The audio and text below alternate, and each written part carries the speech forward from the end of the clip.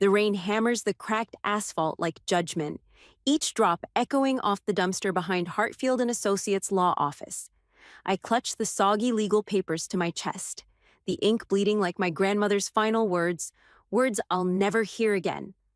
The parking lot smells of wet garbage and exhaust fumes, a perfume that seems fitting for this moment when my entire world has just been declared worthless. My phone buzzes against my rain-soaked blazer. A text from Dad.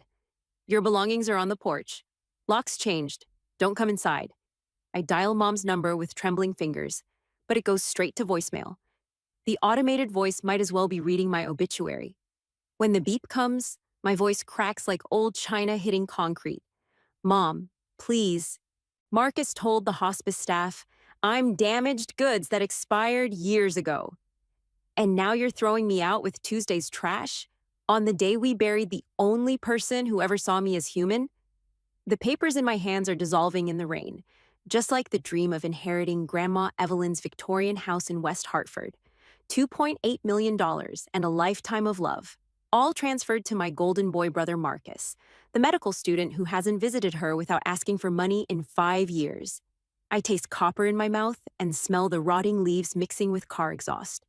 Somewhere in the distance, a car door slams like a coffin lid. The seizure aura starts building behind my eyes, but I won't give them the satisfaction. Not today. Not when I'm finally starting to understand that this isn't about inheritance at all. This is about erasing me completely. The drive to my parents' house in Bloomfield feels like attending my own funeral. Through the windshield wipers, beating their funeral march, I can see Mrs. Peterson next door pretending to check her mailbox while obviously watching the drama unfold.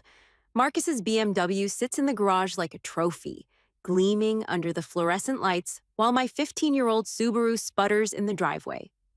My belongings are scattered across the covered porch like evidence at a crime scene, clothes dampening in the humid air, my CPA certificate in a puddle, family photos face down in the wet. The sight triggers a memory so vivid I can smell the Christmas incense again. December 1999. St. Mary's Catholic Church. Christmas Eve Mass. I'm 11, and the grand mal seizure hits during Silent Night. I convulse on the marble floor while the congregation watches in horror. Mom's voice cuts through the hymn like a blade. This is why we can't take her anywhere nice. Marcus, 7 years old, continues singing carols, stepping carefully around my shaking body as if I'm a puddle to avoid. The front door opens, and Mom appears behind the screen like a judge behind bars. Linda Chen, head nurse at Hartford Hospital, wearing the same expression she reserves for terminal diagnoses. Marcus worked his ass off for medical school debt that's crushing him. You think a person who seizes behind the wheel deserves millions in assets? I'm a licensed CPA with my own clients. I start, but Dad's voice cuts me off from somewhere behind her. We're past tense. Sarah, Evelyn finally saw reality. Another memory surfaces unbidden. 2018, Olive Garden on Asylum Avenue. My promotion celebration to senior accountant. The waiter brings out a small cake, but Mom redirects every congratulation toward Marcus's research grant. 20 minutes of my achievements erased by endless praise for his latest academic honor. The waiter eventually asks if I'm okay after being ignored for most of my own party. Mrs. Peterson approaches our property line, concern creasing her 70-something face. Sarah, dear, is everything all right? Mom slams the door before I can answer, leaving me standing in the rain like a package marked, Return to Sender.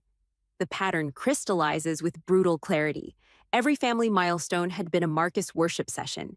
Every gathering, a systematic diminishment of my worth. My medical condition wasn't just inconvenient, it was weaponized. The seizure medication in my purse rattles like dice as I gather my soaked belongings. Some gambles, I'm learning, are rigged from the start. The fluorescent lights at Dunkin' Donuts buzz like angry wasps as I spread the legal documents across a corner table sticky with old coffee rings. The evening rush hour crowd flows around me, tired workers grabbing caffeine fixes, students hunched over laptops, the ambient sound of everyday life continuing while mine implodes. Janet, the barista with paralegal student written in the careful way she handles papers, notices me crying over official documents and approaches with a phone charger and genuine concern. You look like you could use some legal insight, she says, examining the will with trained eyes. This is sketchy as hell.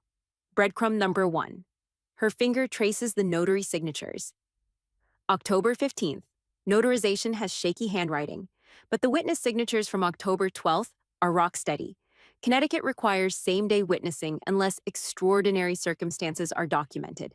This 3-day gap is a red flag. I tell her about Marcus suddenly becoming helpful with Grandma's affairs after years of neglect. Janet's expression hardens like concrete setting. Breadcrumb number 2. My professor drilled this into us. When beneficiaries become caregivers right before inheritance, courts assume manipulation until proven otherwise. Has Golden Boy been playing nurse lately? 5 years of medical school. Then suddenly he's visiting weekly. Grandma went from Sarah gets the house to Sarah can't handle responsibility in 6 weeks. Golden Boys don't suddenly become caregivers unless there's gold involved, Janet says, her voice carrying to nearby tables where other customers are beginning to listen. The coffee tastes bitter, but not as bitter as the realization that Grandma's confusion might not have been natural. Janet slides a business card across the table. Her paralegal program professor, someone who specializes in elder law. Confusion doesn't just happen, honey. Sometimes it gets prescribed. The words hit like ice water. I remember Marcus showing up with a pharmacy bag last month. Something about helping Grandma sleep better. The memory tastes like copper pennies and smells like the antiseptic corridor of Hartford Hospital where he does his rotations. Outside, the October wind rattles the windows like skeleton fingers, and I'm starting to understand that this story isn't about money. It's about power, medical authority, and the perfect crime hiding behind a white coat. CVS Pharmacy at West Hartford Center buzzes with morning rush hour energy. The beeping scanners, shuffling feet, and impatient sighs create a symphony of suburban urgency. I'm standing in line with my epilepsy prescription, dealing with insurance complications that are causing the line to back up behind me. That's when Marcus appears, medical scrubs crisp and white coat draped over his arm like armor. He uses his credentials to expedite the process. But I can see the gleam in his eyes. This is performance art. Donna, the pharmacy tech with kind eyes and tired hands, processes my prescription while making conversation. Your brother picked up medication for an elderly patient last month, Evelyn Chen. Lorazepam for sleep issues. Said the family requested it through you. Breadcrumb number 3. The words hit like a physical blow.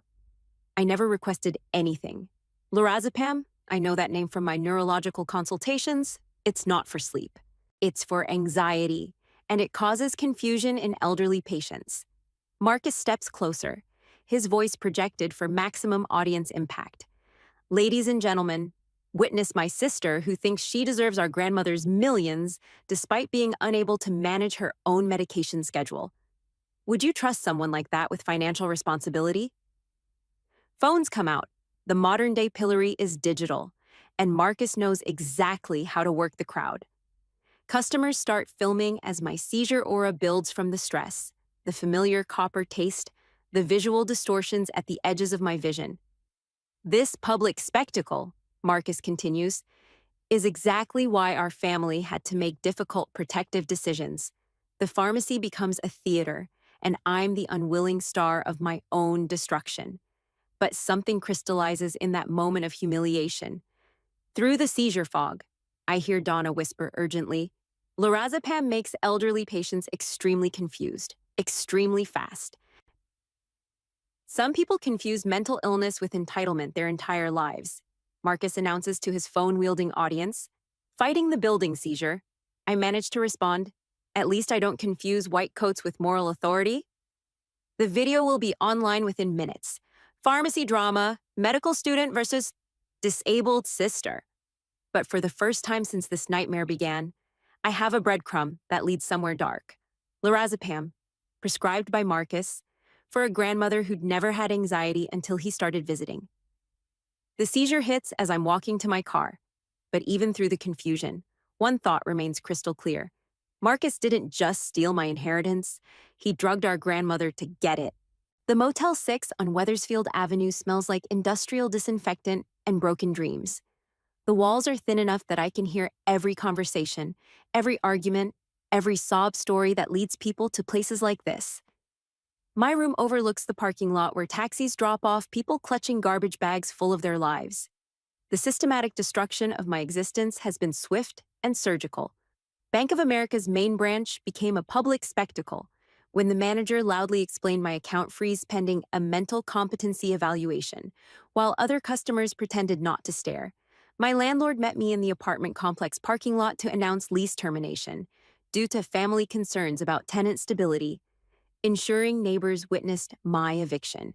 My accounting firm called a meeting in the glass conference room where all staff could watch me get fired. We're restructuring your position due to client concerns about reliability. The corporate speak couldn't disguise the truth. Marcus had poisoned my professional reputation as efficiently as he drugged grandma.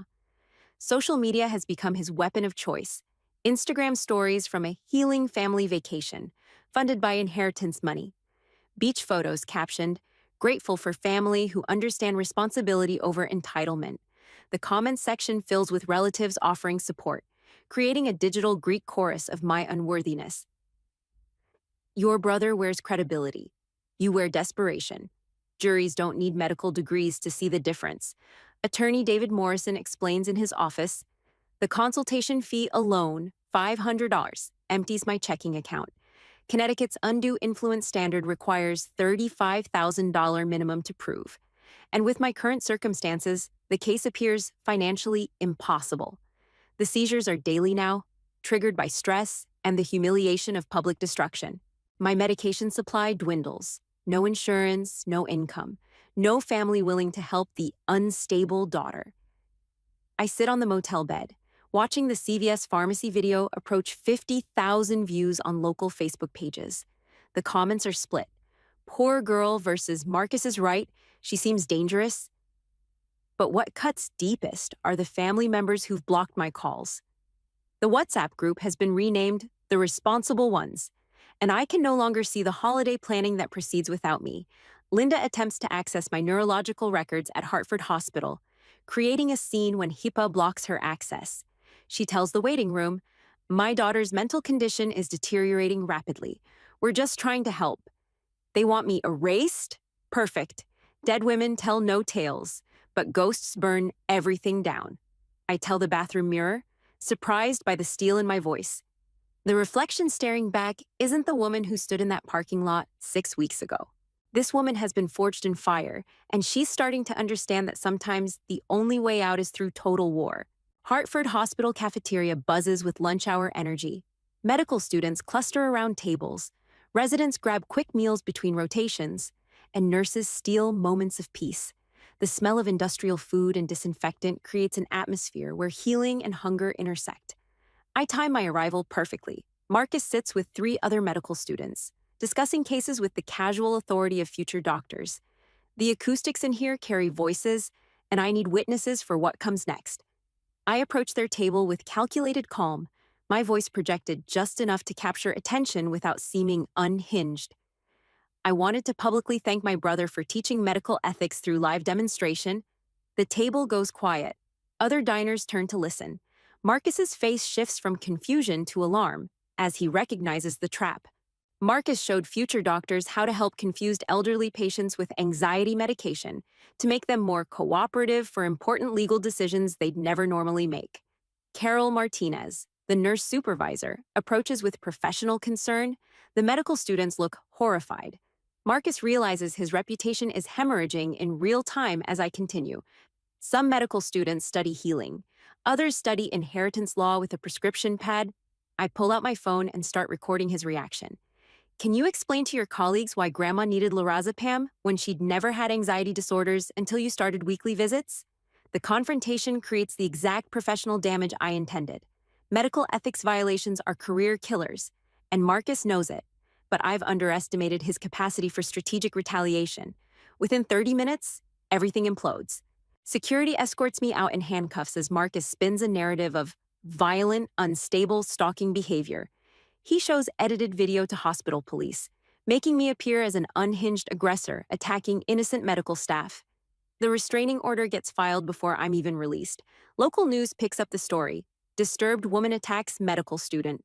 The edited video goes viral, showing only my aggressive behavior while positioning Marcus as the victim of an unstable relative.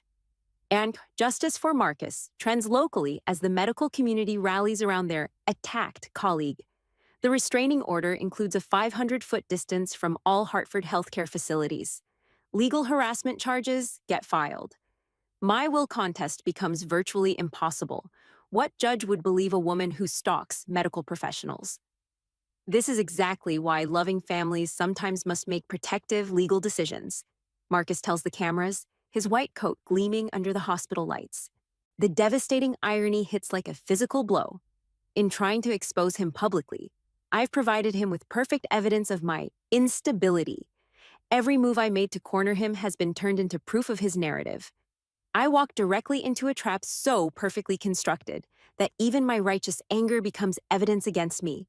Sitting in the police station holding cell, waiting for bail I can't afford, I realized that Marcus didn't just study medicine. He studied me, my patterns, my triggers, my vulnerabilities, and he played them like a virtuoso. The praise escape attempt has only tightened the snare. The Walmart parking lot at 2 a.m. in February feels like the edge of the world. Snow covers my 15-year-old Subaru like a burial shroud, and the heater died somewhere around midnight. My phone battery is dead. The seizure medication is making me confused, and I'm seriously considering walking into traffic rather than dying slowly from hypothermia.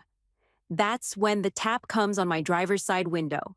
Detective Maria Santos stands in the blizzard holding a blanket and a thermos, her breath visible in the freezing air. Retired Hartford PD, she'd been shopping for her sick grandchild's medicine at the 24-hour pharmacy when she noticed someone slumped in a snow-covered car. "Honey, you're hypothermic. Come inside my car." No questions, no judgment, just human warmth. She drives me to the all-night diner on Berlin Turnpike and orders coffee and soup without asking what I want. The fluorescent lights hurt my eyes, but the warmth seeps into bones that had forgotten what comfort felt like. "Found my mother like this 12 years ago," Santos says, stirring sugar into her coffee. "Family convinced her to sign over her house, then dumped her at a state facility. She died thinking I abandoned her." We cry together over warming food. Two women united by family betrayal. Only after establishing this human connection does Santos reveal her background.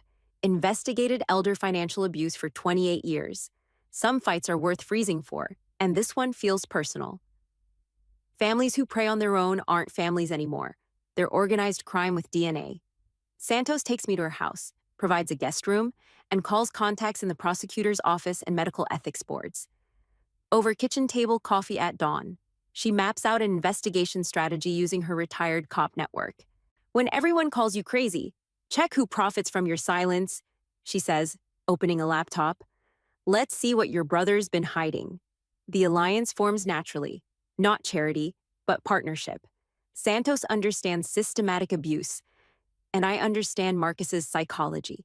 Together, we start building a case that will either vindicate me completely or destroy us both. The snow outside begins to melt as sunrise creeps through the windows. For the first time in months, I fall asleep without seizures, without nightmares, without the crushing weight of fighting alone. Hope tastes like black coffee and sounds like someone finally believing your story. Santos's basement office looks like a detective show set.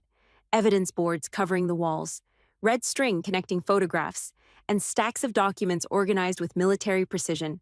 The late evening light filters through small windows, casting shadows that make the whole room feel like a war bunker. Dr. Patricia Reynolds, the medical examiner Santos contacted, spreads Grandma's hospice records across the desk like tarot cards revealing a dark future. Her analysis cuts through the room like a scalpel. Lorazepam dosage prescribed would cause severe cognitive impairment lasting weeks in an elderly patient. This wasn't anxiety treatment. This was chemical incapacitation designed to compromise decision-making capacity. The words hit like physical blows. Jennifer Wu, the legal aid attorney Santos recruited, takes notes with the precision of someone who's seen this before, but nothing prepares us for what Santos unveils next. Through her police contacts, she's recovered Marcus's deleted text messages. The thread with his girlfriend reads like a confession. Medication working perfectly. She's compliant now. 2 more weeks and Yale debt disappears. Family finally understands she's the problem. He didn't steal her inheritance. He purchased it with your grandmother's medically induced confusion. The timeline Santos has constructed is devastating. Every confused decision Grandma made corresponds exactly with peak drug impairment periods. Marcus used his medical student clinic privileges to prescribe controlled substances to a family member without medical indication. Federal prescription fraud with automatic license revocation. Dr. Reynolds confirms what we suspected. Elderly patients on this dosage cannot make complex legal decisions. This is chemical restraint designed for financial gain. The smoking gun comes from hospital security footage Santos obtained through old contacts. Marcus personally collected the pills from the pharmacy, highly irregular for student clinic prescriptions. The video shows him leaving with medication clearly labeled for Evelyn Chen. This wasn't medical error. This was pharmaceutical assault designed for financial gain, Dr. Reynolds states. As we spread the evidence across Santos's desk, the full scope of Marcus's crime crystallizes. He didn't just manipulate a vulnerable elderly woman. He weaponized medicine itself, turning healing into theft. The boy who stepped over my convulsing body during Christmas Mass had grown into a man who would drug his own grandmother for tuition money. Marcus didn't break laws. He weaponized medicine to shatter the last person who believed in love, I say, staring at the evidence that will either vindicate me or destroy what's left of my family forever. The choice has already been made. Some truths are worth burning everything down to expose. Hartford Superior Court's gallery is packed like a theater on opening night. Local media occupies the front rows. Medical students cluster in the back taking notes for ethics classes, and community members fill every remaining seat. The morning light streams through tall windows, illuminating what will become either my vindication or my final destruction. Jennifer Wu approaches the bench with the methodical precision of a surgeon. Every piece of evidence gets presented systematically: medical records, deleted text messages, expert testimony, security footage. Yale Medical School's dean sits in the gallery, taking notes for the disciplinary hearing that will follow regardless of the court's decision. Marcus attempts to maintain his golden boy composure, but when confronted with irrefutable evidence, his carefully constructed facade begins to crumble. His helping grandmother's anxiety defense collapses under Dr. Reynolds' expert testimony about chemical incapacitation. The deleted text messages prove premeditation. 2 more weeks and medical school debt disappears forever. Medical students in the gallery look physically ill as they realize their peer used their shared profession as a weapon. Mom breaks under the prosecutor's questioning, admitting she encouraged Marcus because Sarah's seizures make her unreliable with money. Dad maintains strategic silence, recognizing his potential criminal conspiracy exposure. The family that systematically erased me for 34 years disintegrates in real time under oath. Judge Margaret Wong's voice cuts through the courtroom like divine judgment. Using medical training to chemically incapacitate vulnerable elders represents the gravest possible betrayal of the healing profession. The comprehensive legal consequences unfold with surgical precision. Will invalidated under Connecticut Probate Code, undue influence statute. Original will restored. I inherit the house and $2. $1 million estate. Federal charges filed. Elder abuse, prescription fraud, conspiracy to commit theft, medical school permanent expulsion with lifetime license prohibition, civil damages awarded for emotional distress, and defamation. Previous restraining order dismissed with sanctions against Marcus, outside the courthouse. Reporters swarm for statements. The Hartford Courant will run the story as front-page news. Medical students' prescription for theft. The case will become a cautionary tale in medical ethics curricula nationwide. He didn't steal money. He stole our grandmother's mind and sold it back to himself for tuition payments. I tell the cameras. Marcus leaves in handcuffs, his white coat replaced with orange jumpsuit. The golden boy who stepped over my seizures has become a cautionary tale about privilege corrupted. Justice tastes like winter air and sounds like camera shutters capturing the moment when truth finally wins. The family that threw me out like Tuesday's trash just learned that some garbage fights back. 10 months later, I stand in Grandma's renovated Victorian house, watching autumn light filter through windows she'll never see again. The house has been transformed with accessibility features, grab bars in doorways, medical alert systems, and a first floor bedroom for when seizures make stairs impossible. Santos rents the converted carriage house, providing both security and friendship. Our alliance has evolved into chosen family, the kind that protects vulnerability instead of exploiting it. My independent accounting practice specializes in elder financial protection, serving attorneys, medical facilities, and adult protective services. The viral case publicity brought clients who understand the value of someone who's survived systematic abuse. Revenue exceeds my previous firm's salary, funded by people who want their elderly relatives protected from predators wearing white coats. Love should never require a prescription pad or a legal document. If it does, it isn't love. I tell the Elder Protection Conference at the University of Connecticut. The audience, social workers, attorneys, medical professionals, responds with standing ovation. Connecticut's Attorney General appointed me to the Elder Protection Task Force.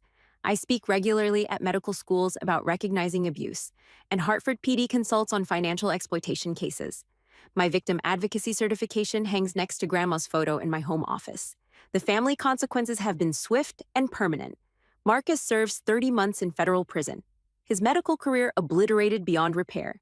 He works the prison kitchen now, which seems fitting for someone who once served drugged compliance to his own grandmother. Mom and Dad face federal conspiracy charges while enduring complete social ostracization. Extended family remains fractured. Some relatives apologize awkwardly at grocery stores. Others maintain Marcus was misunderstood. I maintain zero contact policy regardless of their position. Reconciliation texts get deleted unread. Holiday cards are returned unopened. The seizures are controlled now, managed through stress reduction and therapy rather than crisis survival. Grandma's house feels like sanctuary rather than prison.